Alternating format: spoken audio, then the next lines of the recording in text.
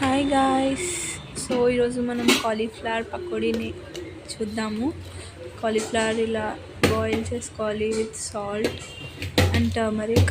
First నేను తర్వాత వేసాను ఒక బౌల్లో శనగపిండి, బేసన్. ఓన్లీ శనగపిండి కాకుండా వీ హ్యావ్ యాడెడ్ బియ్యపిండి ఆల్సో. దాంట్లో ఎక్కువ బియ్యపిండి కాకుండా కొంచెం బియ్యపిండి క్రిస్పీనెస్ కోసం. ఓన్లీ శనగపిండి ఉన్నా కూడా ప్రాబ్లం లేదు. బియ్యపిండి మరీ ఎక్కువ కాకుండా కొంచెం అన్నమాట, హాఫ్ ఆఫ్ శనగపిండి.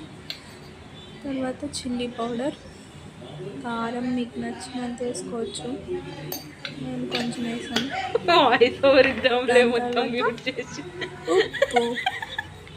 ఉప్పు కావాల్సినంత అంటారు, కానీ సపోజ్ కారంలో ఉప్పు ఉంటే సగం కారం ఎంత వేసామో దానికి సగం వేయాలి. ఉప్పు లేని కారం అయితే కారం ఎంత వేస్తే ఉప్పు అంత వేస్తే కరెక్ట్ ఉంటుంది. ఉప్పు కారం వేసాక సోంపు వస్తుంది. సోంపుకి ముందు కొంచెం గరం మసాలా. దీంట్లో సోంపు వేయలేదు, వామ్ వేసాం. వామ్ ఇలా క్రష్ చేసి వేసాం. దంచుకోవచ్చు కూడా, కొంచెం ఈజీగా అయిపోద్దని చేతిలో క్రష్ చేసేసింది నా చెల్లి. అల్లం వెల్లుల్లి పేస్ట్ కొంచెం బాగుంటుంది టేస్ట్ ఇది వేసుకుంటే. వాటర్ వద్దా? ఇవన్నీ ఒకసారి మిక్స్ చేయాలి. మిక్స్ చేసి అప్పుడు వాటర్ వేసి మళ్ళీ మిక్స్ చేయాలి.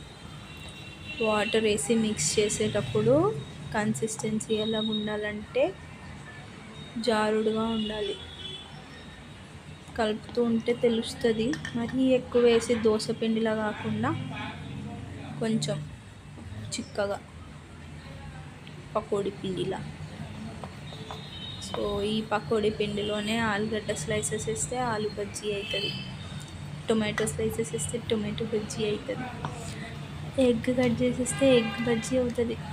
శ్రావణ మాసం కదా, ఎగ్ బజ్జీ లేదు. సో ఇది ఇలా చేయితో ఉండలు లేకుండా నీట్గా కలుపుకోవాలి. బాగా కలుపుతుంది మా చెల్లె. తోప్. సో ఇంకేమన్నా ఉండలు ఉన్నాయేమో చూసుకొని ఇంకొన్ని లిటిల్ వాటర్ యాడ్ చేసుకుంటే సేఫ్ అన్నమాట, తెలుస్తుంది. ఒకేసారి ఎక్కువ వాటర్ యాడ్ చేస్తే దోశ పిండి అవుతుంది. అప్పుడు నేను ఒకేసారి యాడ్ చేస్తాను, అందుకే మా చెల్లె కలుపుతుంది. సో ఇలా కలిపి ఇది కలుపుతుండగానే కాలీఫ్లవర్ ఉడికిపోతుంది. అదిగోండి, ఉడికిపోయిన తర్వాత ఆ కాలీఫ్లవర్ ముక్కలు ఆ పిండిలో వేసి పక్కకు పెట్టుకొని ఆయిల్ హీట్ చేసుకోవాలి. ఆయిల్ హీట్ అయ్యే టైంలో మా చెల్లి స్టవ్కి బుల్లి వినాయకుడిని పెట్టింది. బుల్లి వినాయకుడిని పెట్టాక ఇంకా స్పూన్తో ఒక్కొక్కటి వేసుకోవడము. కరివేపాకు మిక్స్ చేసింది, ఫైనల్ టచ్. సో కరివేపాకు డీప్ ఫ్రై ఫుడ్స్లో మంచి ఫ్లేవర్ ఇస్తుంది. అలా బుడగలు వస్తాయి అన్నమాట అవి వేస్తుంటే. బుడగలు తగ్గే వరకు కాల్చుకొని తినేయడమే. ఒక వాయి మంచిగా వస్తుంది. ఇప్పుడు చూడండి, స్పూన్తో వేస్తుంది. బుడగలు వేయగానే కదపొద్దు.